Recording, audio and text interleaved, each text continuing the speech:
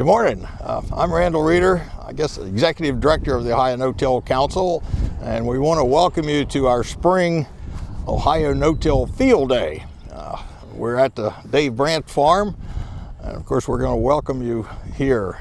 This is April 7th. I'll remind you right now that if you cannot watch this as it's being broadcast today, starting at 9 a.m., you can watch it later on our website, which is OhioNoTillCouncil.com.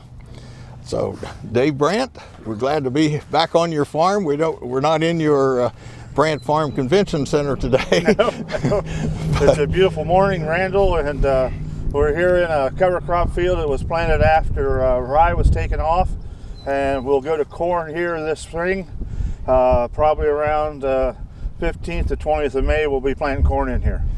Well, that's fantastic. Yes, sir. And we're going to be hearing 2 or 3 more segments from Dave. We've got an interesting schedule today, and let me just run through that so you'll have some idea of what you're going to see and hear from as we go through the schedule. We're going to begin with Terry Cosby, who's the acting chief of NRCS for the U.S. Department of Agriculture. I guess he's still acting. Yes, he's still acting. I have a feeling he's going to be the chief. And I guess he'll talk about the NRCS direction under the Biden administration. Yes. Then next we're going to have the economics of cover crops with continuous no-till. That's with Dave Brandt and Eric Niemeyer. Then after that, the H2 Ohio program. I'm sure most of you know about that, so we'll get an update from Terry Mescher, who's in charge of that H2 Ohio program, and also he's with Dorothy Pelanda, the Director of Agriculture for the state of Ohio. After that, improving water quality with no-till and cover crops, Vinayak Shedekar, who's he's got his PhD in ag engineering, working for Ohio State University on a USDA project. So we're going to see how that works out. I think he's got 3 different locations here, including the Brandt Farm. Right. After that, creative income. Now I made up this title, Dave, but you were harvesting sunflowers that you planted in 30-inch rows, and then you had cover crops in between those rows. Yes, sir. And we'll learn about that. And then you have the beehives right there. So you harvested honey too. So, right. So harvesting sunflowers and honey. Next will be the carbon markets for regenerative agriculture, and Mike Thompson of Indigo Ag. Yes, correct. We'll present that one. Then we'll learn more. Dave's got his shovel, so we'll have soil, roots, and earthworms for a segment. You'll learn more about the soil transformation here on the Brandt Farm. We're going to end with videos, and if you watched the Conservation Intelligence Conference, you've probably already seen these. The Master Farmer Awards, Matt Aultman of Darke County, and the other Master Farmer Award went to one of your neighbors here, Greg Waidelich, right here in Fairfield County. So that's the schedule for today, and let's get on with it. Good enough, Randall. Thank you very much.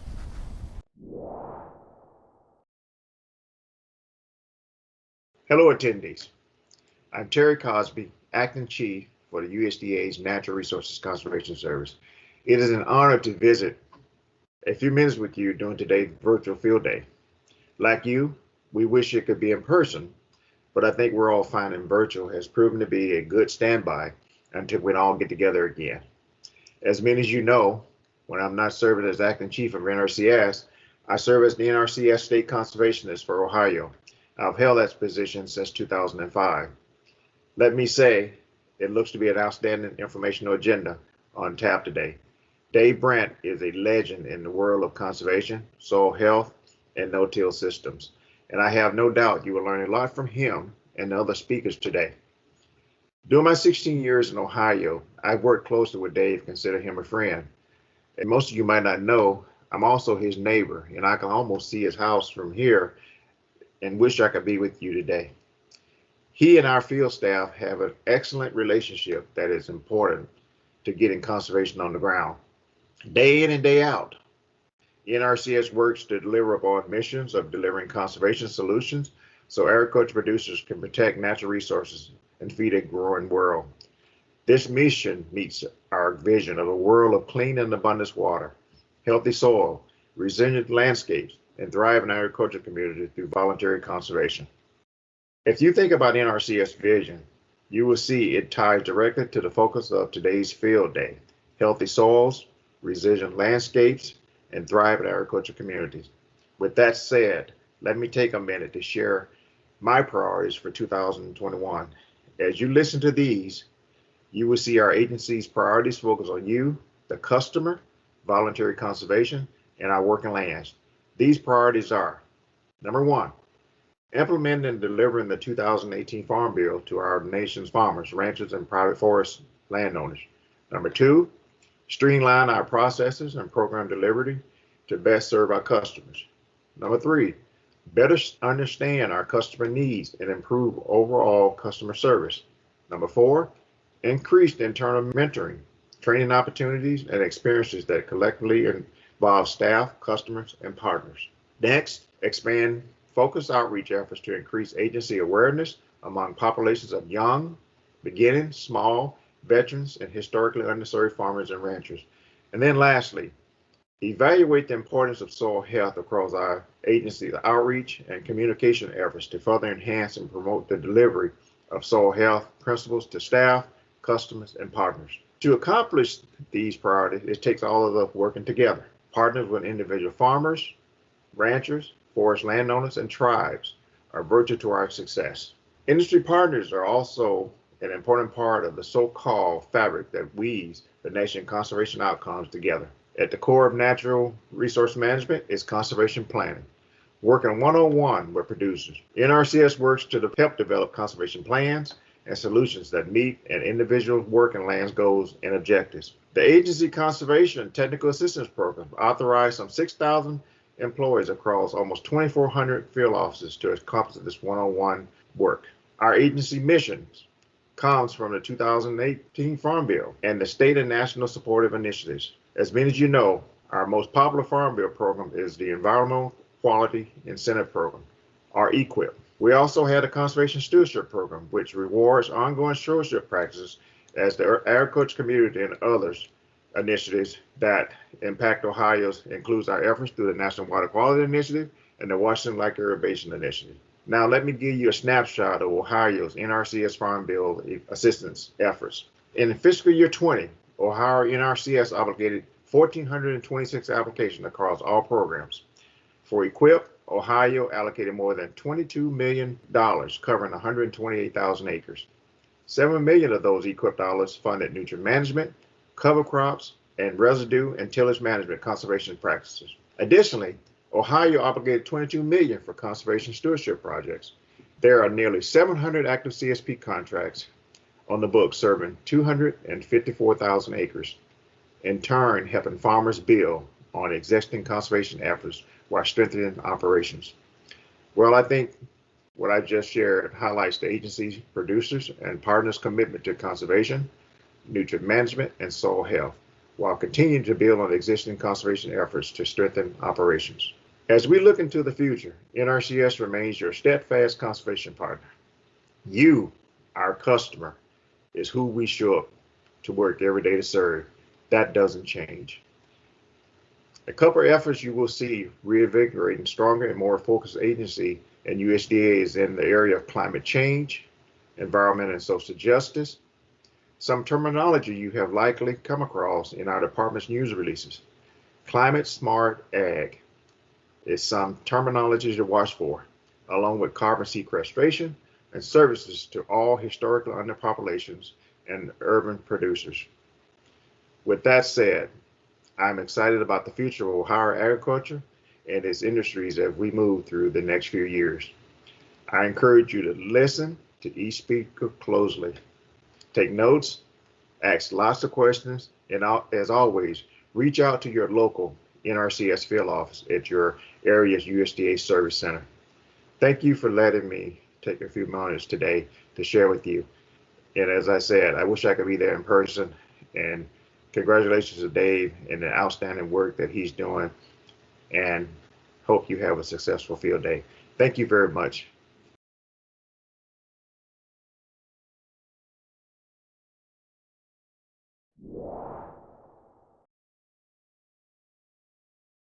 This is Dave Brandt at Walnut Creek Seeds. This morning we're interviewing Eric Niemeyer, that farms around Delaware County in that area. We're going to talk a little bit about the economics of cover crops and how to change production practices and make it more efficient for farmers. So good morning, Eric. Good morning, David. Thanks for having me. Great to be here, and I think we're going to have fun doing this today and Always. try to see what we can get accomplished. Sounds great. Sounds great. Appreciate it. So if Eric, you want to start and tell a little bit about what you're doing, and then I'll finish up here. Yeah, no, that sounds great. And I think probably makes sense to go back a little bit. I'm a first generation farmer and been farming in Delaware and Marion counties now for 16 growing seasons. Did not grow up on a farm, didn't have any farm experience. So when I started farming, it was the conventional way, right? And literally moldboard plow and disc and cultipacker and cultimulcher and end wheel drill, but pretty quickly learned that there was a better way, and started no-tilling. I started farming in 2005, started no-tilling in 2008, and by 2011 all of our farm was in continuous no-till. So started with no-till. Pretty much right away then said, hey, there's probably a better way to do fertilization than just putting 200 or 300 pounds of whatever per acre, and started looking at the VRT based on soil tests and variable rate applying fertilizer. 2014 we started using cover crops on our farm, and a lot of that, Dave, is credit to you and doing some research, online and finding out that you were our resident expert here in the state of Ohio. So you and your family have been instrumental in helping us and guide us with cover crops. So 2014 we started with cover crop and pretty much went whole hog, covering all of our acres, and we did that with a high clearance machine that we built with Buckeye Soil Solutions to interseed the cover crop, because my early research and education on that indicated that getting that cover crop out there early would yield much bigger benefits, better benefits. So you've confirmed that over the years, and we've been crazy enough to try it. And since then, we've eliminated residual herbicides entirely. We've started rolling and crimping to terminate our cover crop in the spring after we've planted green. We added a pollinator strip, about an acre pollinator strip on a 150 acre farm last year. That's really been awesome to watch the beneficials out there. It's amazing. Yep. We've diversified our crop rotation from just corn and soybeans. We added last year for the first time, I raised a wheat crop, which was awesome. And then after that wheat crop, we did double crop some beans on part of it, but the lion's share of it, we put a multi-species cover crop in ahead of a corn crop this year. So we're hoping to take advantage of the nitrogen fixation out there and reduce our fertilizer input on that too. So Great. Continue to learn. Yes. Every year's new year. Yeah.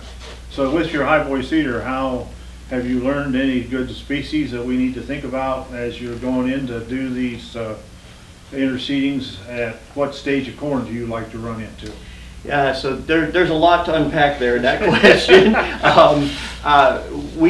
On our farm, we found that the longer we're doing this, the more we're doing it, the wider variety of cover crop species we can use. Some of that, I think, I'm not a chemical expert, but I do think some of that, the further away we get from residual herbicides, the more welcoming the soil is to a diversity of cover crop seed. So the longer we're in this kind of regenerative practice or mode, if you will, I think the more diversity we can have out there in terms of cover crop seed. A lot of the custom work we're doing are with guys who are just kind of dipping a toe in the water and getting used to this. We've had the best success with cereal rye. Right. We've done quite a bit with cereal rye, rapeseed or canola, and either a crimson clover or hairy vetch. We've had good success with that as well. So on more of a broad scale.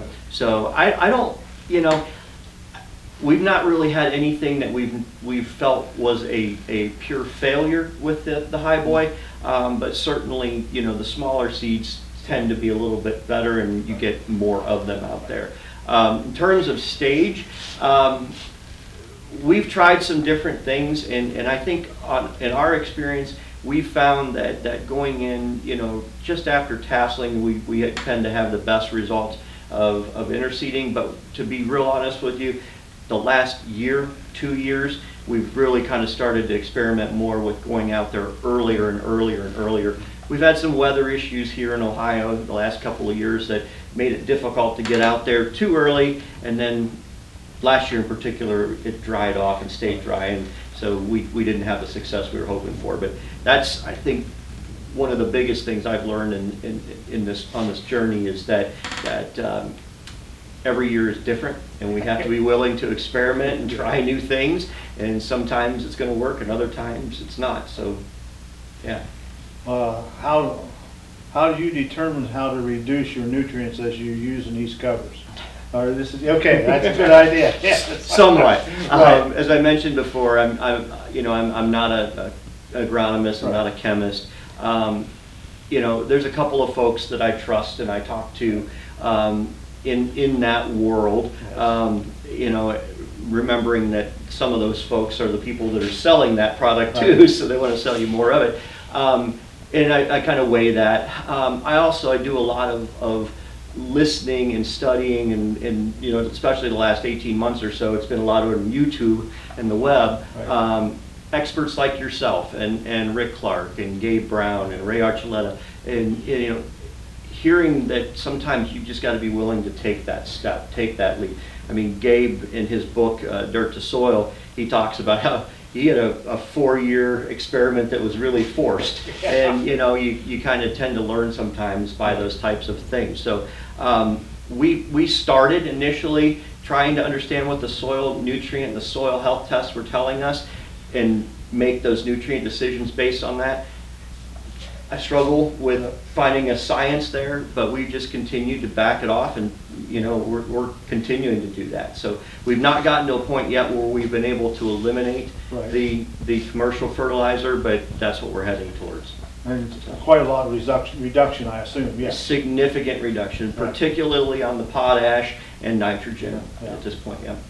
I think that's the name of the game. Is as we look at these cover crops and look at how diverse the root mass is with them, that they do bring up nutrients from down below the plow pan and bring it to the surface. Yeah. And I guess my biggest thought pattern was, as we have these covers, we reduce the erosion, so we're not actually losing it as fast, so we don't need to put as much on. Right. And I think that really works well. So I appreciate your efforts and everything you've done in the last 5 or 6 years, and have enjoyed working with you, Eric. Likewise. And I think it's been a real learning experience for both of us. And every year, like you say, every year is different. And I think as we learn to do this, we learn to hone our management skills a lot better. Absolutely. And I think you're talking about the nutrients, and there's definitely been tremendous value, and I think there's more that we'll get out of that. I think we can continue to cut back, but even beyond that, we've eliminated the use of residual herbicides. We've cut back the use of all herbicides, multiple passes down to 1 or 2. Right. We've eliminated burn down on quite a bit of our acreage, and we're able to terminate with the roller and crimper. Not using any fungicides anymore. So, all of those things add up, and we're still ending up with just as healthy a crop, or healthier a crop, and very respectable yields at the end of the day. At the end of the day, it's about 2 things, right? It's return on investment, how much money are we making per acre, and what are we doing to sustain and regenerate the environment, right? That's what it's about. Right. So. Well, thank you, Eric. And talk a little bit about our farm. We operate about 950 acres. We're a corn, soybean, small grain operation. All the small grains get a large cover crop afterwards, because I feel that if we can increase that growing degree days, or days that the crop can grow in the field, it's going to root better, it's going to get taller, and it's going to bring more nutrients to the surface. So we're not doing much double crop beans anymore, just because we've never been able to produce a lot of beans, and I thought it was well worth having the cover rather than having the liquid cash, you know, and not improving the soil health. So we're actually using about a 7 to a 12 weight blend, depending on which fields we look at and where we're going. We attempt every year to have 100% of our ground covered, and that don't happen every year just because of problems or weather or timing and those kind of things. And that's where we keep arguing and talking about management skills, and I feel bad we don't get it done. I know a guy Yeah. that can help you with that. We did even try some this spring. You know, February was really nice, so Chris went out with our little 770 John Deere with a broadcast seeder, and we sowed annual ryegrass. We sowed some rye, we sowed some oats and spread them on top of the ground. And yesterday I was walking across the field, and it's actually taken hold, and you can start seeing it turn green. So I guess it doesn't matter when you sow it as long as we get it out there, you know. And some of our things that I've seen, we've reduced our chemicals, like Eric.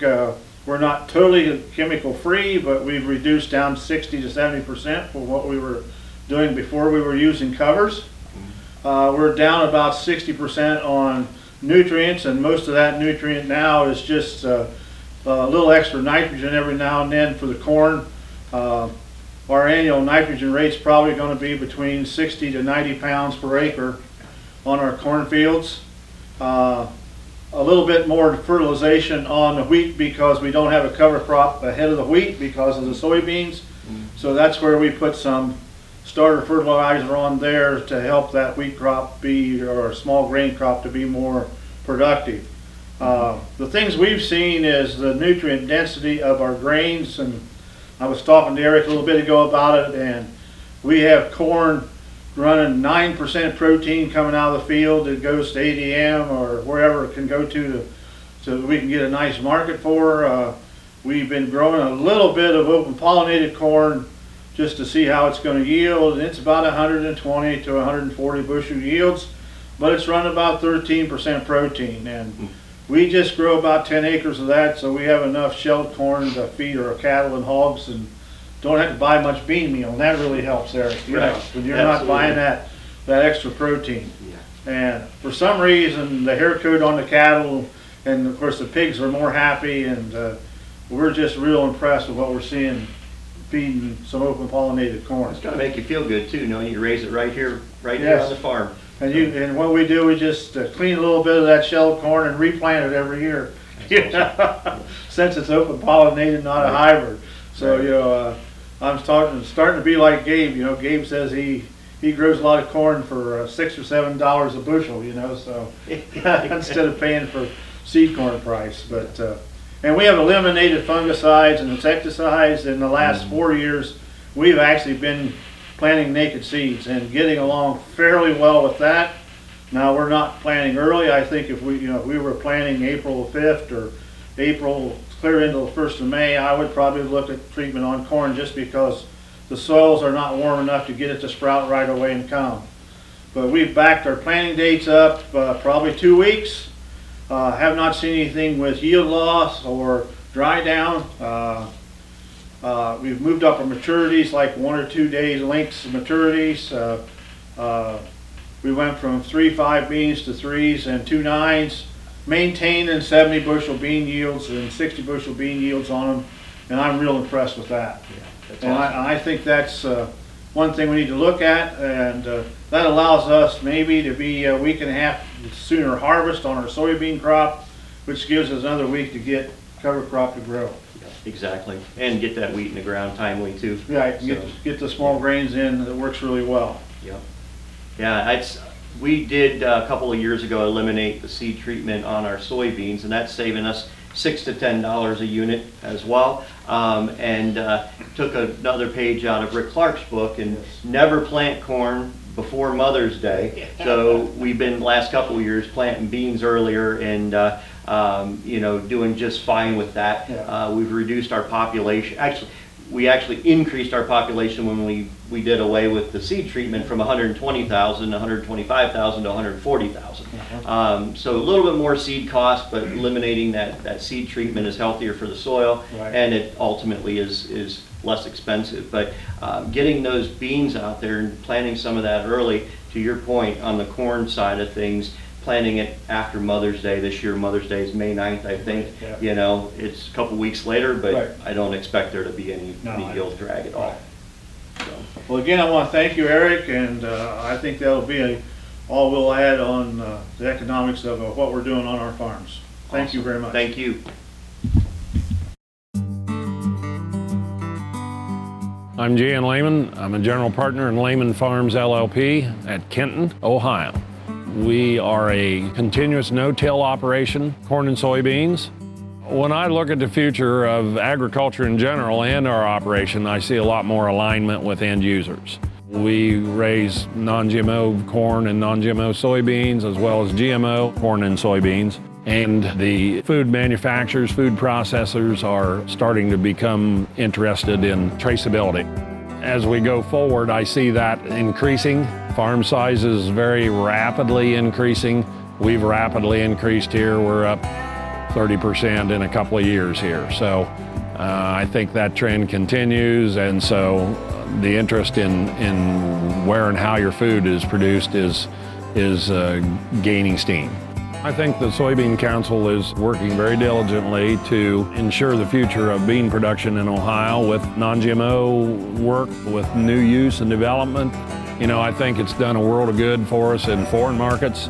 USEC is one that comes to mind, and the checkoff has been a help to us. It's opened some foreign markets. It's funded some research on disease and fungus and so on. And the research and development has just been very positive.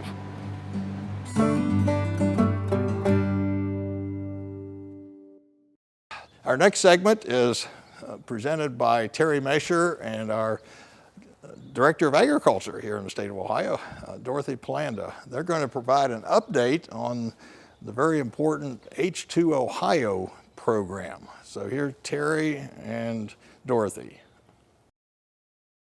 Hi, I'm Dorothy Pelanda, Director of the Ohio Department of Agriculture. Soil and water health is critical to virtually everyone, and that's why Governor DeWine created the H2 Ohio program, designed to use the best science and data available to address water quality issues.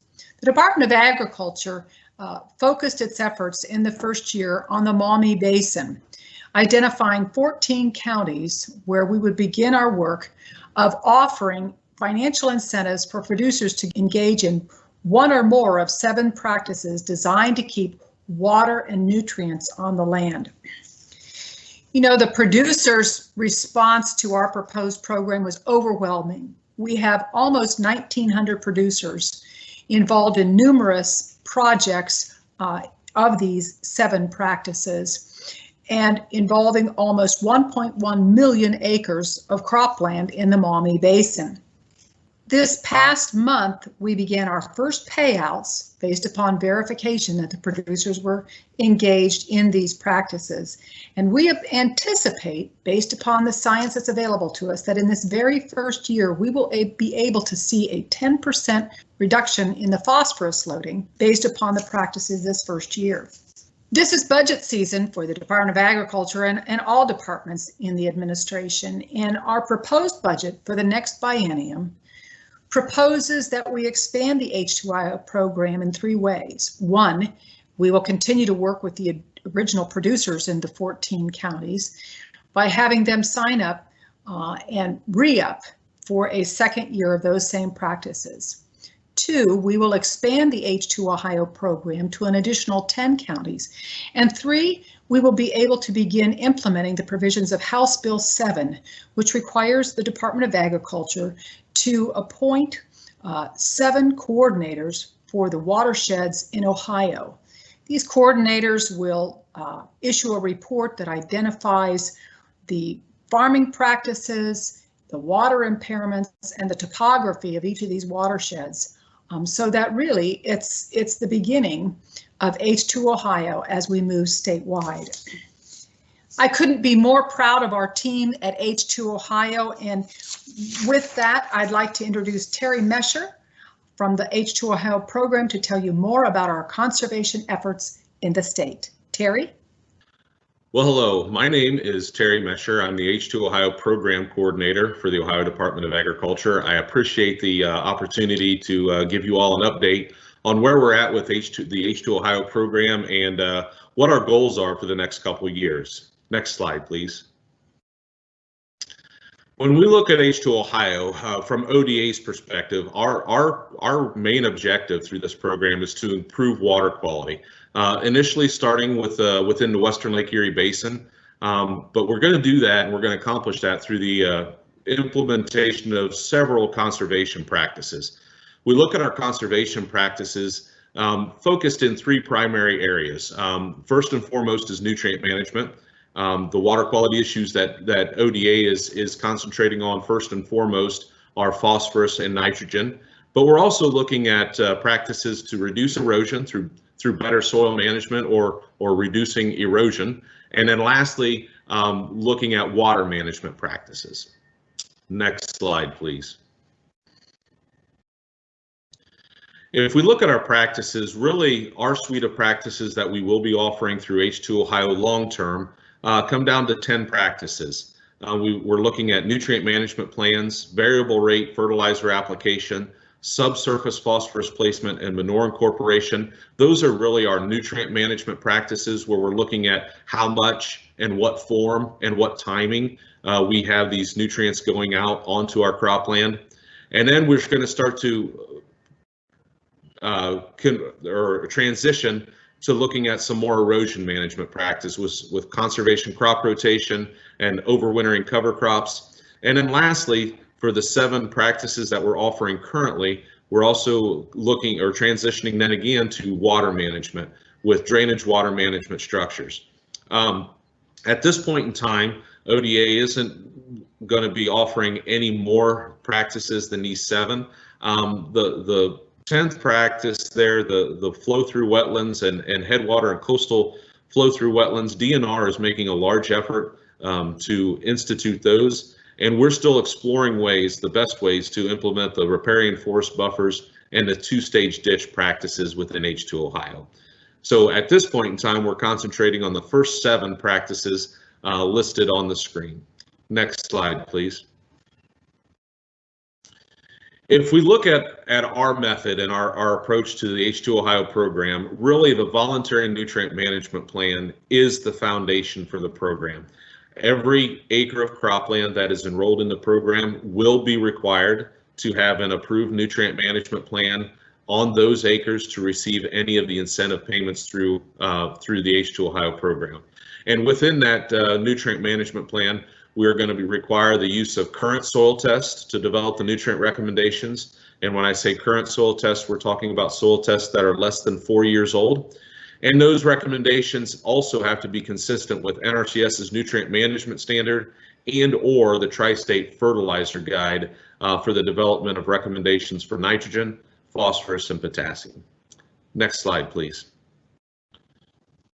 I'd like to review our practices real quick and very briefly with you all. A couple of our fertilizer practices are variable rate phosphorus application, which is really, we look to that as basically a better application rate because we're using more precise application methods to better match crop needs given the soil in that area.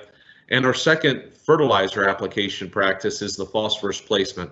And this is taking phosphorus directly from the fertilizer caddy straight into the ground. What this does from a water quality standpoint is it drastically reduces the potential for those fertilizers, specifically phosphorus in this practice, from washing off the surface and finding its way into drainage water, whether that be surface water or tile water. Next slide, please. For manure, H2 Ohio program is offering a manure incorporation practice. And what we're trying to do with this is more than just manure incorporation. I think we have a lot of manure that's incorporated throughout the year as a standard practice. What we've done with this practice is we've also tried to affect the timing of that practice. We're trying to better utilize some of the nitrogen that is in that manure, as well as trying to get it to fields with lower soil test level phosphorus so that they can better utilize the phosphorus in the manure. We've had a lot of interest in this program, or in this practice, my apologies. We are looking at two possible application windows. Both of them would be two of them would be in the spring after planting corn, where we're using that manure as a nitrogen supply for that corn, and we're going to use it in a side dress method. So we're using it in manure for the nitrogen, and we're eliminating some additional costs from the nitrogen fertilizers. Or the second options would be to apply in late summer or very early fall after the harvest of a crop. So those are the manure incorporation practices that we're looking at, and we've had a lot of interest in this practice. Next slide, please. The conservation crop rotations have basically two different paths that you can implement, that a producer can implement. One is forages, and the other one is an overwintering small grain.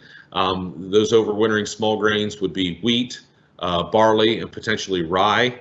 The requirement for the conservation crop rotation is that small grains then would be taken all the way through to the harvest of the grain.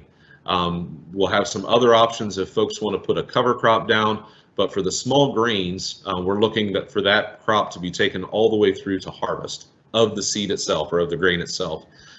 What we like on both of these is both of these methods also provide the producer an opportunity or a window for nutrient management through the summer months, through the late summer, early fall months, where producers would not have a nutrient management window in a typical corn, soybeans rotation. Next slide, please. And the next practice that we'll be talking about, or that we have within H2 Ohio, is the overwintering cover crop. Again, this is really going towards maintaining a living root in the soil for as much of the year as we can. This practice requires the producer to establish an overwintering cover crop, which helps reduce erosion specifically. It also helps degrade water, or helps water quality, because those cover crops will start to scavenge excess nutrients. Primarily in the fall, it's going to scavenge a lot of the nitrogen remaining in the soil from, say, a corn crop as pictured here. These cover crops, we are a little more aggressive on when those cover crops have to be planted. The date that's required for these cover crops to be planted is on October 15th of each year. Next slide, please. And our last practice that we're working with is the drainage water management. And really, essentially, for those folks that are not familiar with drainage water management, just think of it as a valve on your subsurface drainage system. We're encouraging the installation and management of drainage control systems, structures, to reduce nutrient losses. One of the things that goes along with this practice specifically is there's an installation incentive as well as a management incentive, where the producer has to manage the water levels in their fields throughout the winter months. Next slide, please. If we look at our program goals initially, I think we at ODA vastly underestimated the interest that we would have in the program. On the screen now, you'll see a review of some of the goals that we had for the program in January of 2020, just a mere 14 months ago. And, we were hoping to get about 100,000 acres into nutrient management plans across the variable rate fertilization, across the 4-year agreements. We were hoping to get somewhere in the range of 165,000 acres of VRT in place, talking about manure incorporation. Somewhere near 60,000 acres was our goal. These goals were what we had kind of built the system around as far as our staffing, our time commitments, and the monies.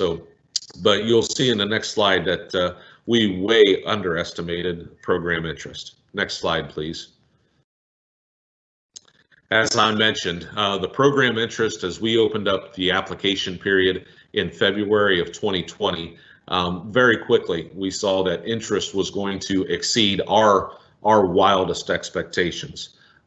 Through all of the complications with COVID, through all of the budgetary confusion that we experienced throughout early and later in 2020, we still ended up with nearly 1.1 million acres of cropland enrolled in the program, almost tenfold above what our goal was. This 1.1 million acres represents a total of 43% of the cropland acres in the 14 counties shown on the screen. We have over 1,800 program agreements have been signed with producers and approved by local soil and water boards and ODA. So to say interest in the program has been huge is not an overstatement at all. Next slide, please. If we look at our enrollment in the individual practices themselves, I mentioned briefly that we have nearly 1.1 million acres in the nutrient management plans, over 500,000 acres registered in the variable rate application, nearly 170,000 acres in the manure incorporation practice, over 450,000 acres enrolled in the overwintering cover crops. And these numbers, these acres, are just 1 year's practices. So this is the enrollment for the 2021 crop year. Right now, currently, VNMPs are being submitted and reviewed by the soil and water districts and approved by boards. We're making good progress there. Year one practices actually began last fall with some fall application of fertilizer, fall placement of fertilizers. And the funding for year two, for the crop year 2022 practices, was approved by the state of Ohio's controlling board in mid-December. So we're very happy that we've got funding for this year, for 2021 crop year, and for the 2022 crop year. Next slide, please. Looking ahead, ODA is working with the DeWine administration to secure funding for the 2023 practices across the Maumee River watershed. The Maumee River watershed, that 14 county project area, is shown with the counties outlined in gray. We're happy to say that the executive budget released on February 1st by Governor DeWine had included funding for those practices. So we're confident that as we move ahead and we get into the new budget year, July 1 of this year, that we will be actively looking at extending the current agreements all the way through the 2023 crop year. Next slide, please. ODA is also working to expand the program to the entire Western Lake Erie Basin. Currently, to reach the rest of the Western Lake Erie Basin, we're making plans to expand the program to the counties outlined in blue. This will give us coverage across the entirety of the Western Lake Erie Basin. As we move ahead, ODA has made a decision early on that we would offer this program on a county-wide basis. It simplifies program delivery so that we don't have to worry about whether or not this field or all of this farm is in the watershed. So we're working to expand the program to the 10 counties shown in blue on your screen. We're also looking to evaluate the program structure to reduce workload at the soil and water district level, to streamline that delivery process and make it easier for program participants to understand the requirements for these individual practices. Next slide, please. That is a very quick review of where we're at with H2 Ohio at this point in time. Again, thank you for giving us the time to present this information to you today, and we look forward to working on H2 Ohio with all of you in the future. Thank you. All right, we're going to give you a 10-minute break. You'll see a countdown on the screen, so we'll be back with you in 10 minutes.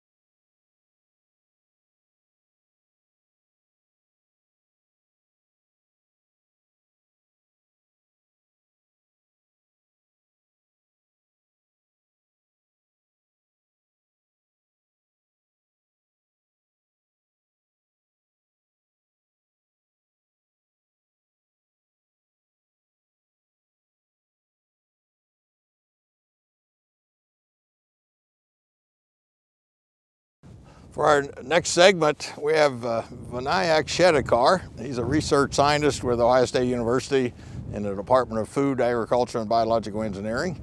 And he's got research here on the Brandt farm that is going to quantify the quality of the water, both in the tile lines coming out of the soil and also the surface runoff. So here's Vinayak Shedekar. Hey, thank you, Randall. So one of the things that comes very often is, you're looking at the cover crops and no-till practices and how they improve the soil health. But the benefits of improving soil health go beyond that field boundary. And one of the best things that can happen to the environment is improved water quality. So it's very well known. There is enough, a lot of research done in terms of how soil health practices or improving soil health may improve the water quality downstream. What is unique about what we're doing back here is the fact that there is probably not a lot of studies that I know of that are actually looking at a field that is similar to what Dave Brandt has here. A field that has more than 40 years of history of having no-till practices and cover crops.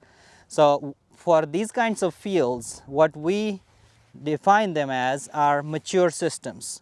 He's been doing these practices and not disturbing the soil for so long that this system has come to a maturity or an equilibrium that is unprecedented compared to someone who is just transitioning into a no-till system or a no-till and cover crop system.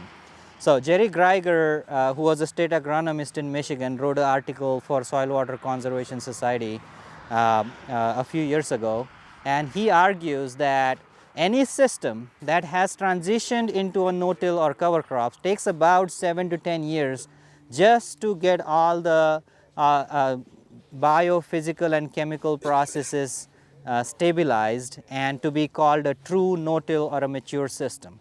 And that's the philosophy that we're using here and seeing that how a very mature system like Dave's might actually be different compared to just a transitioning system, which is still a no-till and cover crop system, versus a completely conventional system where they're not really doing any cover crops or no-till and using something like conventional tillage. So the hypothesis here is the fact that maybe this very mature system has a unique water quality signature compared to a recently transitioning system. And really the knowledge gap here is the fact that most of the published research on water quality benefits of soil health improvements looks at this short-term transition.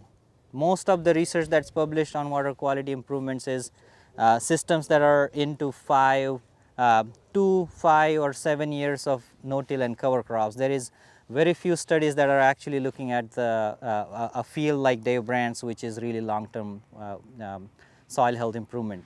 So, so that was kind of the background for why we thought about this study. And this is an effort that is funded through the North Central Region SARE grant. What we're trying to do here is we have 3 paired sites, including Dave's. So Dave's is one that is south of Columbus, Ohio, and we have 2 sites up in Northwest Ohio. And at each site, we have a paired study where we're monitoring a field like Dave's using this setup, and the subsurface drainage water or the tile water coming out of that field is what we're monitoring at a point like this. And just behind the camera, which you'll probably see later, is another monitoring point where all the surface runoff kind of concentrates at one place, and we're monitoring what is coming out as a surface runoff. And these are the 2 monitoring points we have at Dave's. We have another paired field right across the road where we're going to be monitoring a conventional field, and by conventional I mean the field that does not have a no-till practice and is conventionally tilled. So at that field we have similar setup that is monitoring the subsurface drainage water or the tile water. on a continuous basis. What we do monitor here is the flow of the water that's coming out of the tile or the surface runoff, and we take continuous samples of that water on a regular interval using automated setup. What we're going to show you here today, I have Nathan Stolzfuss, my colleague who works with us, and he's going to explain to you how the water quality monitoring setup looks like, and then we're probably going to come back and we're going to talk about some of the results that we, preliminary results that we found. This is a 3-year project that's going on, and we just got started with our monitoring. So, but we do have some preliminary data that we could share. So with that, I'm going to hand it over to Nathan, and he's going to show you how our monitoring works. So with the water sampling, our goal is to get a whole picture of what is coming off of this field. And in doing so, we need to be monitoring both the tile outlet and also the surface. So what we're looking at here is a tile monitoring system. So inside this white box, insulated box to protect all the equipment, we have a number of different pieces that collect the data and the samples as well, which we then come by every 2 weeks and collect the data, collect the samples, and take them back to our lab and analyze. The primary piece of equipment is the automated sampler, which you can see here. Inside of this automated sampler is 24 1-liter bottles. And in those bottles, we collect both base flow samples when the tile's just running, and then we also collect separate samples when an event comes, so that we can more precisely obtain the numbers for what's happening in that higher flow in those event scenarios. So there's 24 bottles in here. About every 2 weeks to come by and take them back to the lab and analyze them.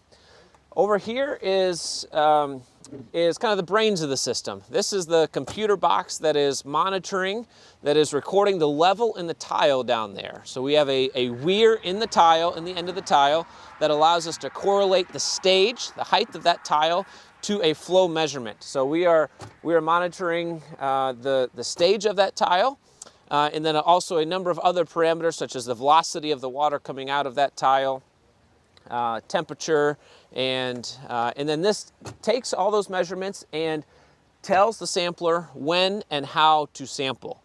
So this is the brains that's running this. This collects the samples that's down there. Now, a key component to doing this is not just collecting samples in the nice springtime day like we have here in the summertime, but really understanding what's happening all year round. And that includes in the wintertime. Well, water sampling in the wintertime is a little bit of a tricky issue, but the way that we get around that is by having an RV water heater down in here that's run by a propane tank. So in the wintertime, this RV water heater will kick on at about 32 degrees and get it back up to 40 or so, and continues to cycle on and off, and just enough to keep this insulated box above freezing to keep our water samples from freezing, and allow us to come by in the cold, snowy months and take samples just like any other time. So this kind of system is all that goes into monitoring. We have this both at the tile, like I said here, at the flume, both at Dave's and then at the other side across the road where there's the conventional field.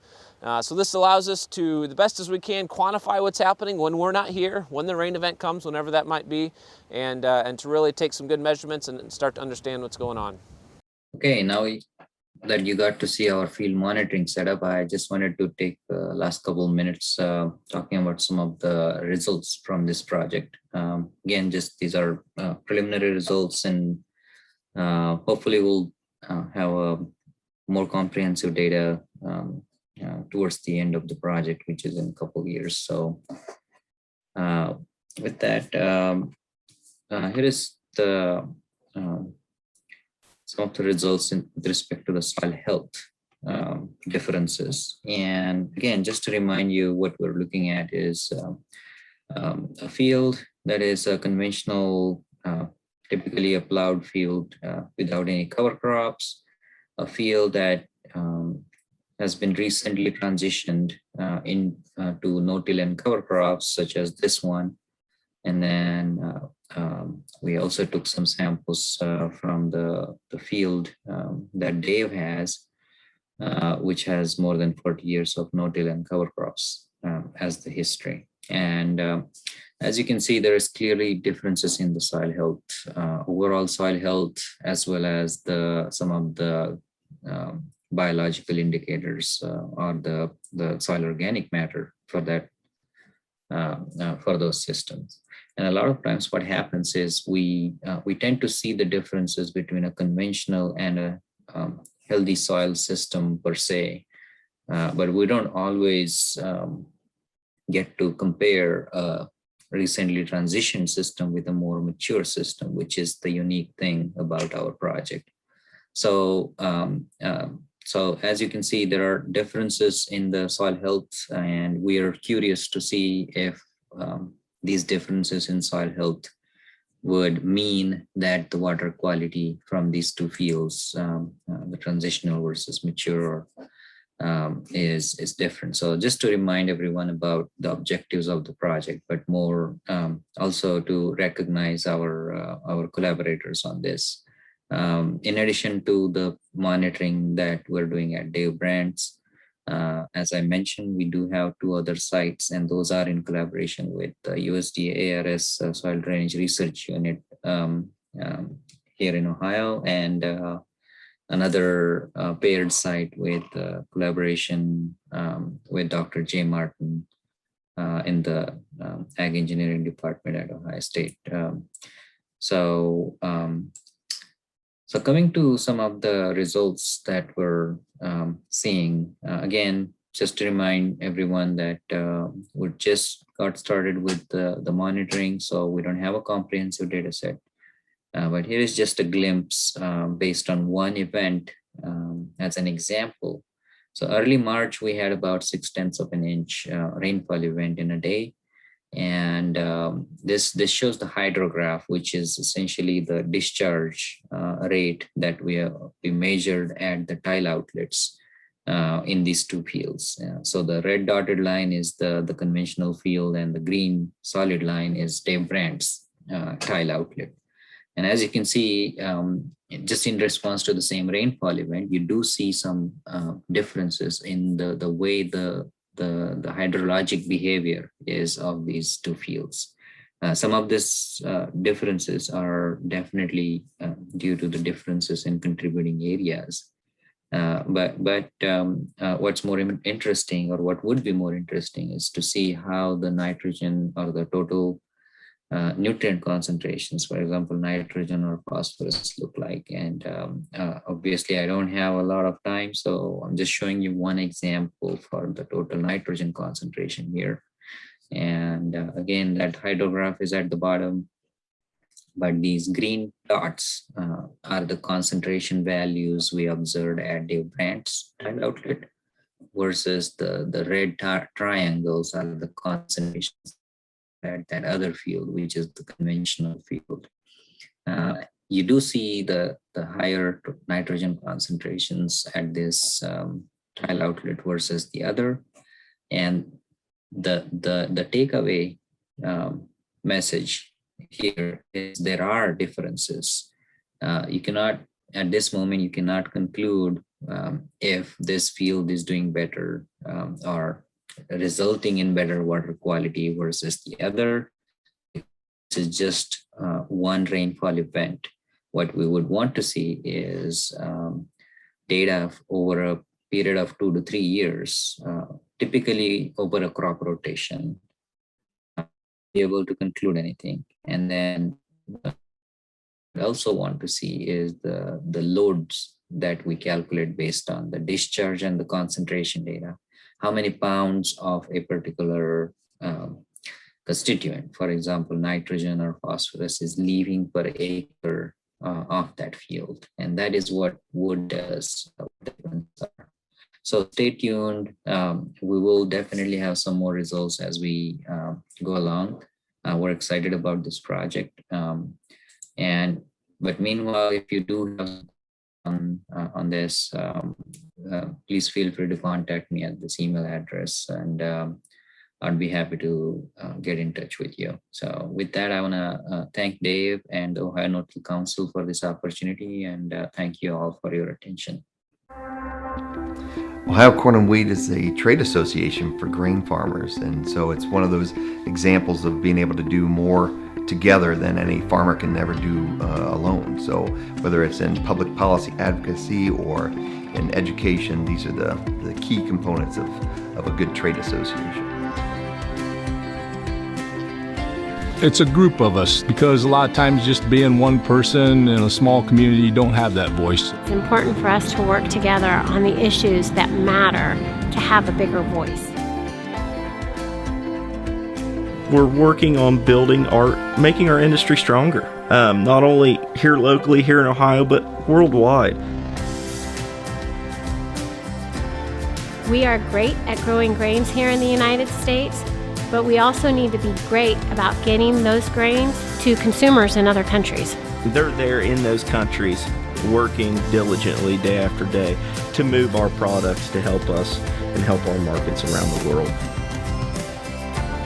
They're advocating on our behalf. Whatever's important to us is important to them. People are not too concerned about farmers, they're concerned about how we farm. Everybody's attitude on the farm is, we're only borrowing this land for our generation. We want to pass it on to the next generation better than what we've gotten. We are doing a lot of research to determine how to keep nutrients from leaving our soils and heading into the waterways. They are a voice for me on the farm in Washington, and they're a great source of information that I can tap into any day of the week. I just feel confident that all the issues that are facing me as a farmer, they have people that are addressing those issues, and they have people at the right places, in the right meetings to help me continue to be profitable here on my farm and protect my freedom to farm. This association allows us to band together and become a stronger voice together than any farmer could ever do by themselves.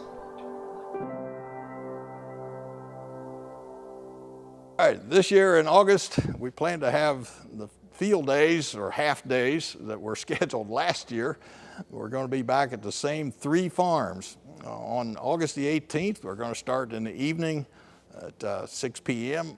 with Nathan Brown. Many of you know him through Farm Bureau. He's also on the No-Till Council as a board member. We'll be at his farm down near Hillsboro for the evening of the 18th. Then the next morning, August 19th, we'll be at Fred Yoder's farm at Plain City. If you watched the virtual field day that we did last year, that was filmed mostly on Fred's farm, and you saw a lot of cover crops there. So we'll be back. That's on August the 19th in the morning, starting at 9 o'clock.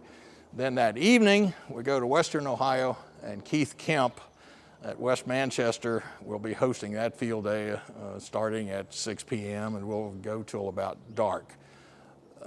We don't have schedules put together or agendas for these field days, but we anticipate having a keynote speaker who will speak at all 3 of them, and then each of the individual field days will have their own set of speakers, mostly local. I'm sure you're going to have an opportunity there to learn. We'll have more information on that in Ohio's Country Journal. Just look for the No-Till News page, and also on our website, which is ohionotillcouncil.com. Randall gave me the topic about how to generate some income from cover crops. So in this picture in this field today that we're standing in, we did not harvest the sunflowers. This was a nitro soil building mix that we put in after rye. But I just wanted to come here and show you what a cover crop looks like that we did not cut the sunflowers off of. And when we get through at this field, we'll move back to the field where we cut the sunflowers and actually show you what that field looks like. A little bit about what's here is sun hemp, sunflowers, pearl millet.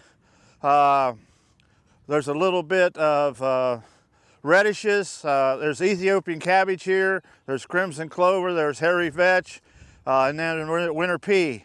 So everything you see brown is what was killed by the winter, which was the warm season legumes and warm season grasses. And underneath the canopy, we have crimson clover and hairy vetch coming on. We'll probably be in here the last week of May, middle of May, somewhere in there, depending on the weather cycle. This vetch and clover will be knee-high by then. And we'll come in and no-till corn in here, plant it green and roll it down, and hopefully not have to use a herbicide or very much starter nitrogen to get the things going here. That was the goal. The goal was, with the cover crop that we harvested, was to see if we could harvest enough sunflowers to make it profitable as if we had double crop beans there. And as we harvested sunflowers, we ended up with about 650 pounds of sunflower seeds. We were able to sell it for like 32 cents a pound. So it was a pretty good experience and fairly profitable way to have a return on a cover crop field, besides having 12 hives of bees there that we produced about 430 pounds of honey. Haven't sold much honey because we ended up giving it all away to everybody for Christmas and those kind of things, but I'm sure that it would have been fairly profitable if we'd have put a price figure on the honey. But it meant a lot to give people the honey from the cover crop just to see how they enjoyed it and how things worked. As we look at this, we can see that it really loosens the soil. It keeps the soil protected over the winter. And we're actually collecting nitrogen from the atmosphere and putting in the root zone to help the next year's crop of corn so that we can reduce our nitrogen inputs. It will take a little bit longer to warm this soil up than if it was conventional, but we've learned to wait. We've changed our growing degree days on our corn to shorten them up a little bit, but we're still maintaining a really good yields of corn. And last year we averaged 192 over 400 acres of corn. So I felt pretty good about that. We'll probably go now to the field where we've cut the sunflowers off and finish up this conversation. All right, we're in the field that we harvested the sunflowers off of. We talked about earlier, about 650 pounds per acre of seed that was cleaned out from the stuff here. We left the warm season species out of this field because we didn't want them as tall as the sunflowers were to harvest. So our cover crop on the ground is kind of sparse. We do have crimson clover and hairy vetch. I see a few winter peas starting to grow now. If this would be middle of May, this will probably be 6 or 7 inches tall with 100% stand of cover here. So I really think it works really well to have these sunflowers here. They're a great pollinator. Like we talked about, we ended up with about 450 pounds of honey off of 34 acres of sunflower seeds. We had buckwheat was the first thing that bloomed, so we had the bees here where the buckwheat came off. Then we had sunflowers that bloomed, and we also had flax, purple flax. And so that was really made a nice combination of pollinators for the bees to utilize to have enough pollen and nectar to make really good honey at that point. Just so that you know, we got honey and sunflowers. This is some of the sunflower seeds that we cleaned and have ready to go for bird feed. And this was the honey that came from the bees that was here during the summer. It worked really well, and we was impressed with the color and the flavor of the honey. We started Walnut Creek Seeds to help farmers to be more successful and use cover crops. We provide our customers with education, quality seed, and the equipment to be successful.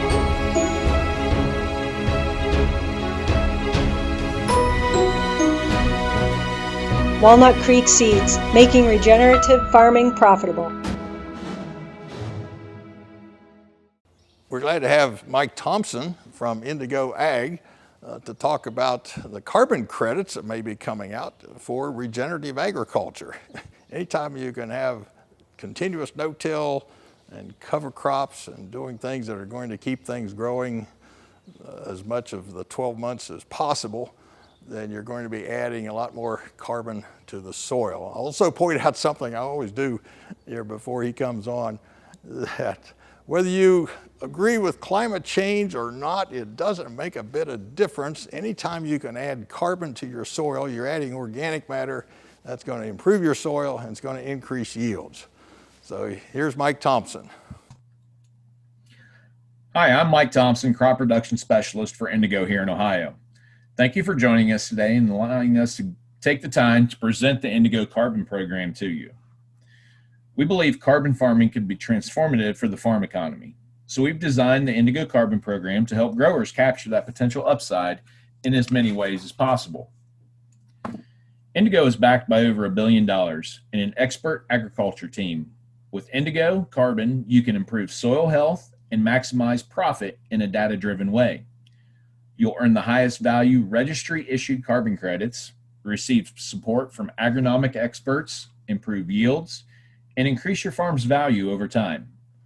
High-quality data is essential to high-quality credits. Indigo is proud to be certified by Ag Data Transparent, the leader in agriculture data standards. Major ag companies with this certification include John Deere and Growmark. Your farm is unique, and your experience with Indigo is as well. Our resource library on carbon farming, soil health, and carbon credits is accessible to you free of charge. Agronomists, soil health experts, and myself will help you develop your plan. The bigger steps you take lead to increased soil health and carbon sequestration and abatement. You can generate carbon credits by adopting new practices, intensifying current practices, or both. Bottom line, you decide what's best for your farm. We're your partner on this journey. In addition to revenue from carbon credits, there are many other benefits to the carbon program. Agronomic benefits such as increased water infiltration, leading to improved drought tolerance, increased weed management by keeping the ground covered and the soil biology active, and the list goes on. Research shows focusing on soil health increases profitability. By year 3 of transitioning, growers are $35 per acre more profitable than those that do not adopt cover crops and no-till. And here's an illustration from data we have pulled across the entire country of dry land corn growers. And this is designed for a specific region, but we can build this layout for multiple regions across the country, and they would all fall within this relatively narrow range. So let's take a step back and look at where we began with the Indigo Carbon Program as we launched it back in July of 19. We began looking at other carbon credit markets to understand what has worked and what hasn't. And one example we looked at was the Chicago Climate Exchange, which got off to a great start and then disappeared. But two of the key issues with ag credits from that program we learned was that there weren't sufficient enough standards for ag carbon credits. And there was just a lack of sustained demand at the time. So we set out to solve those two key issues and began working with Climate Action Reserve and Verra to develop carbon accounting rules for agriculture. These organizations are two of the world's leading standard-setting bodies for carbon projects of all kinds, from forestry to industrial emissions and many more. And both have a proven record and set a high bar for offset quality. We expect the stamp of these registries will be much like the USDA organic stamp you see in the grocery store. Buyers are willing to pay more for products with a trusted stamp that confirm the independent standards have been met. The sign-off of these registries is going to become increasingly important over time because the market is already showing a growing willingness to pay for these high-quality credits. And as demand is on the rise, supply has been slow to catch up. With over 30% of the Fortune 500 companies making climate neutrality commitments, more and more are going to be looking for carbon offsets to be part of their plan to achieve their goals. The Boston Consulting Group down here in the bottom in the center of the screen is already publicly stating they expect to pay $35 in the next few years and as much as $80 per credit by the end of the decade. So as the stakes get higher, the transparency and the quality that these registries provide will only become more important for the sale of agricultural carbon credits. So speaking of sales, here is a snapshot of the companies who have already pre-ordered carbon credits from growers enrolled in the Indigo Carbon Program. You'll notice on here again, down in the bottom center there on the left, the BCG group, that's the Boston Consulting Group from the previous slide, that said they expect to pay upwards of $80 a credit by the end of the decade. And they are already a committed buyer through the Indigo Carbon Program. With this list alone, our first year of credits are already sold out. So even with hundreds of growers on track to get paid, we have room for many more to come into the program. So let's talk about how a grower can get started. The most basic requirement to generating carbon credits is adding a new carbon farming practice. And we've listed some of the categories that we look at here as far as planting cover crops, reducing tillage, rotating crops, rebalancing inputs. But the list goes on, and there are many practices under each and every one of these that you can choose. As we look at planting cover crops, it can be adding a new species of cover into your mix, lengthening the duration that your cover is out there. As far as tillage, reducing the aggressiveness of the tillage, the number of passes, the timing. With crop rotation, introducing wheat back into your rotation. And when we look at inputs, specifically around nitrogen. So if we can reduce the amount of nitrogen by at least 5%, that is going to be a qualifying practice. Or if we change the form of nitrogen, say from anhydrous ammonia to 28%, there's many things under each one of these categories that we can look at to get you qualified. So these are the basic steps to the Indigo Carbon Program from left to right. The blue steps are what the grower takes, and the gray steps are what Indigo takes. The 5 steps for growers look like this: sign up using our web platform, plan the carbon farming practices you'll implement, make the changes and add those practices into your operation, harvest your carbon crop, and from there, hand it over to Indigo, where we will complete the remaining steps needed to get you paid. Our role in this journey is to use our technology to do the legwork that turns your management information into high-quality carbon credits. And we do this so you can continue to focus on farming and on your operation. Participation in the Indigo Carbon Program is free to growers. There are no purchase requirements, and a farmer never pays to participate in the program. So the first step is signing up on our web platform. It only takes a couple minutes to create an account, and it's free to do so. Again, you never pay to participate in the program. Then as you're thinking about which fields you'd like to enroll, you can start recording them by mapping them out in our platform, making enrollment simple once you finalize your field selections. Once you've selected your fields, whether it be 1 or 100, it's time to start planning. We have many support resources to help planning go smoothly, such as our crop production team here in Ohio. Brian, Randall, and myself can work with you to decide what's going to best fit your operation. Now you get to make those changes. And the first time you make that practice change is like planting your carbon crop. Let's say you're originally planning on planting a cereal rye cover. But after speaking with Brian and I, you decided to do a multi-species mix or some other carbon farming practice. In the end, the decision is up to you what path you choose to take. Next is your carbon harvest. For your carbon crop, we think of it as a digital harvest rather than a physical harvest. This is a time when you share your management records to show the changes you've made. And this is all done on the Indigo Carbon online platform. The good news is the carbon harvest season happens in the winter months, so it shouldn't get in the way of farming the rest of the year. On the right, you see Morgan and Todd from our customer success team. They are available to help you if you have any questions as you're completing your digital harvest.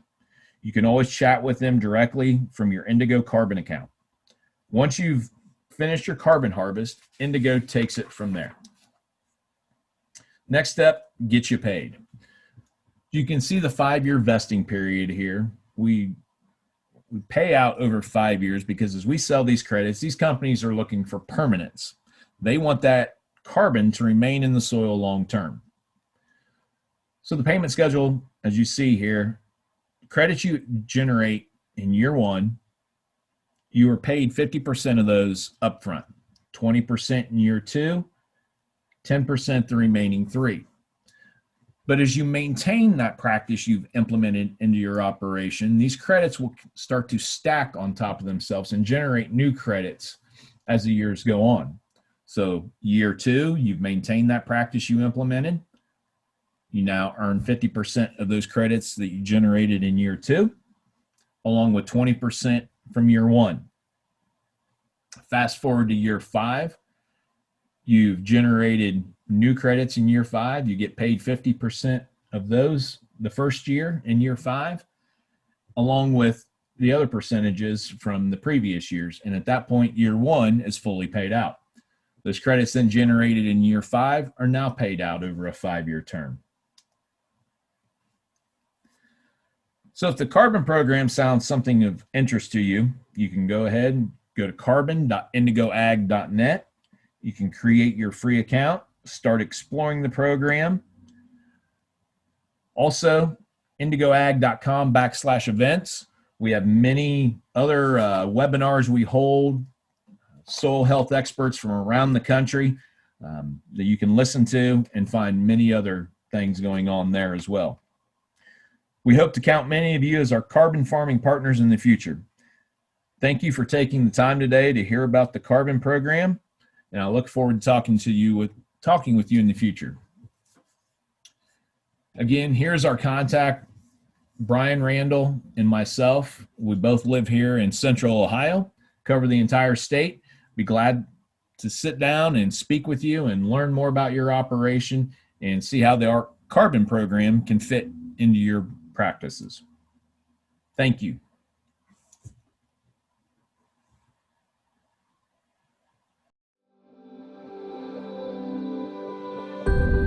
For you, there's nothing as solid as the ground beneath your feet. It's your foundation, your livelihood, your family's future. It's how you connect to the earth and to your clients. At Amplify, we understand that. Your work is your passion. As an independent agronomic consultant, you're committed to giving your customers the best advice possible for their soil's health. That's why you choose to be part of the Amplify Network. Our international community of experts is comprised of long-time industry leaders from a variety of specialties. And we're all dedicated to sharing our knowledge as a collaborative. So no matter what question or challenge you run across, you have a partner in Amplify. Since we're truly independent, we allow you the freedom to make recommendations based on your judgment and not product affiliation. Plus, you have Brookside Labs at your disposal. This preeminent facility offers complete agricultural, turf, environmental, and soil health testing services. You can be confident when you send in your samples, you'll get fast, accurate results. Whether it's planting season or harvest time, no matter if you're on a golf course or the gridiron, Amplify helps you and your business grow. That's the power of together. We're pleased to show again the Master Farmer Awards that were presented at the Conservation Tillage Conference. So if you watch that virtual program, you've already seen these. Matt Aultman of Darke County received one of the Master Farmer Awards, and the other one, Waidelich, right here in Fairfield County, a neighbor that Dave Brandt has worked with on cover crops. So we're pleased that the Ohio Farmer Magazine selected these 2 outstanding no-till farmers for that award. These videos that we're going to show here at the end total about 10 minutes. So that will wrap up the program for today.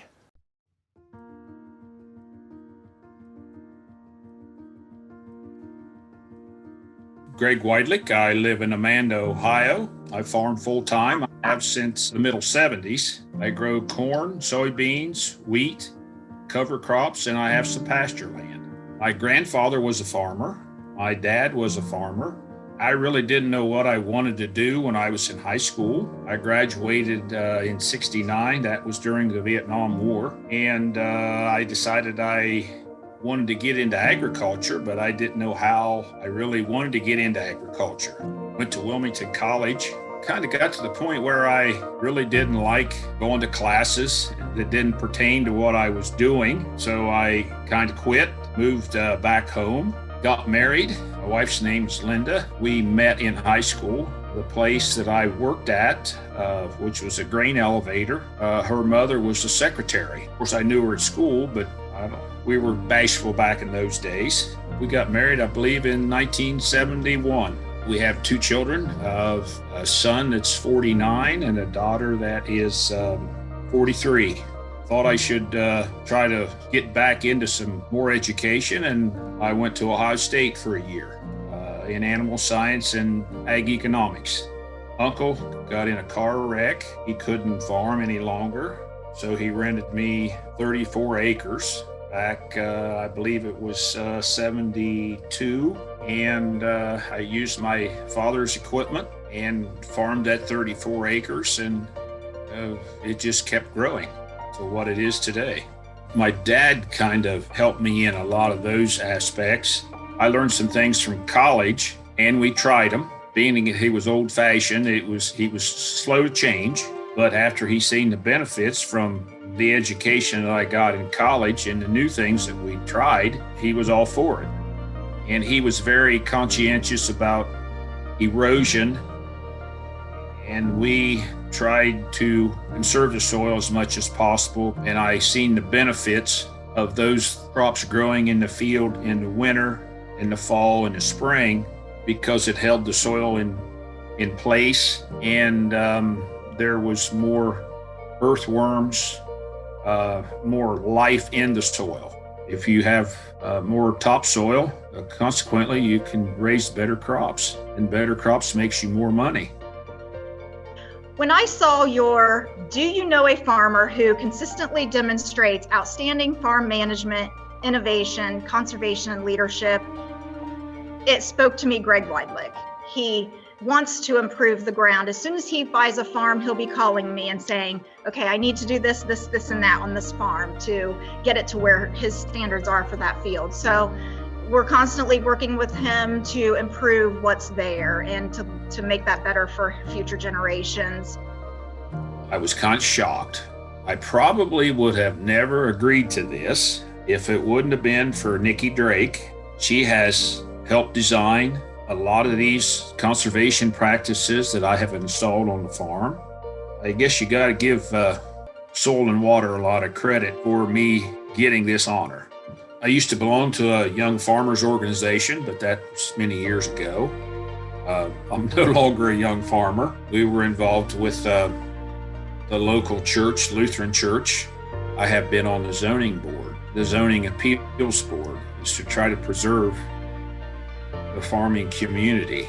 My dad had a couple sayings: never put off tomorrow what you can do today, and try to leave the world in better shape than what you found it. Do the best job that you can do, take care of the soil, and it'll take care of you. I firmly believe in that. If you love what you do, it's not work. And it really, a lot of times, it has not been work for me. It's been something that I just enjoy doing.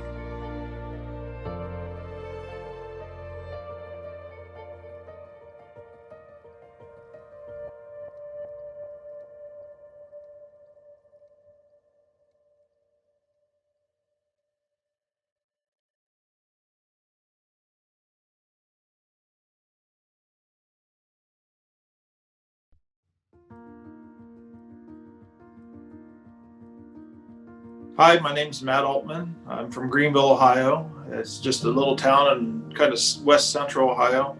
Our family lives, basically on the same thing they moved to in the 1800s. It's kind of nice to have something that goes way back and have that lineage in agriculture. But currently we raise a lot of corn, soybeans, wheat. We do have a fall farm market that we raise and sell pumpkins, garden mums, gourds, Indian corn, things like that. We do raise a little bit of livestock on our farm. We have chickens and rabbits and goats and sheep and just kind of a little bit of everything because we like the diversity, on our farm. And every year we try to add something new. We farm with my father and my grandfather, and we've done that for quite a few years. And as time progressed, we're making the switch over and converting it into the next generation slowly. But as we changed over the years, we've went from majorly livestock farm to more grain farm. And now we're trying to bring in some specialty items and things like we had a seed business that we started a few years ago. We have a small feed business that we started a few years ago. And we work with our neighbors as we progress our farm business. You can see with the diversity in our farm is able to keep doing what we've been doing for the last 100 and some odd years. When we started, I was, 12 or 13 years old. But he said, hey, I got an acre we cut cabbage off of, you plant it, whatever you get off of it's yours. And I raised turnips in it. You have a field in July and like, what kind of 13-year-old raises turnips and something like that? But that was one of the first crops I remember raising and selling at the other side. Ever since then, I've kind of had a passion and love for trying something new and different. Both my parents and my grandparents and great-grandparents all lived off the farm. So you had to put all your time into the farm because that's where your income come from. When we had time off, we'd play baseball and things like that, but there's very little extra time to go off. Not until I got through in high school, we went through the FFA program, got heavily involved in FFA over the years with our local chapter, and went for some state awards and attended a local community college and got a degree in engineering and in business as well. As I looked forward to what my future is looking like, I had a job at a grain elevator. So I turned my passion to what I could do there at the elevator. I learned feed nutrition, I learned grain marketing, feed sales, and kind of got in depth there and grew my job and stayed there for 20 some years. Been happily married since 2002 to my wonderful wife, Morgan. Me and Morgan, we go way back. We found a 4-H photo. When you're in your 20s, you look back and say, oh my gosh, I remember you way back when. I got a job at Caligrated Feed while she was the one that trained me at my job because she worked there. It just come about in 2000. I asked her to marry me and we've been happily married ever since. She stands beside me every day on the farm and she works as hard as anybody that I know. We have 2 wonderful children. I can't say enough about them. Sophia, she's 14. I have a son that was born a couple years later, William, he's 11. He's gonna be my farm kid. I think my daughter's the artistic type that she goes out and she sees the things that I don't see. Willing to work hard, engage, and help others. Overall, Matt's just a good, downright individual that's always been there to help people. I think that's what makes him a good ag leader, a good commissioner, and just a well-rounded person is because he listens. My one boss that I had, loved him being involved in the community. He's very much of a mentor to me, getting me involved in things like the Chamber of Commerce, getting me involved in the Ohio Agribusiness Association, going to meetings there, and getting involved with folks at the State House, getting to know legislators, getting to know involved in the county party and things like that. It kind of led to where I'm at today. I'm still in the agricultural business, but 4 years ago I was elected as county commissioner. I hate being in the spotlight for stuff because that's not what it's about. It's about all of us being successful. And I think you look at a lot of candidates for this award, and there's quite a few guys that's ladies and everybody that's involved that helped others be successful. And I think as you look back as a master farmer, it's not you necessarily, but it's all those that you helped lift up with you as you went up with this award. The thing that I kind of live my life by is, it's a business card. It's worn down. It's got a little saying on the back. Is you only got one life to live. One thing to get done during your life. What are you doing to make a difference? And that's kind of an abbreviated version of it. It's got 7 or 8 verses to it, but it's something that I've carried with me. It's rattered, tattered, and all that stuff. But basically it says, what are you going to do to change your community?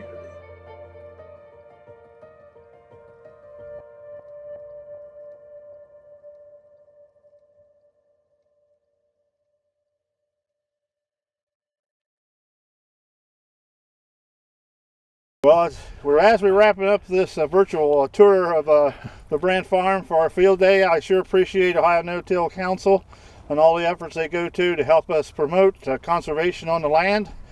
And Randall, it's been fun today. It's been a great day, and I hope we have said some things that'll intrigue other producers to think about using cover crops.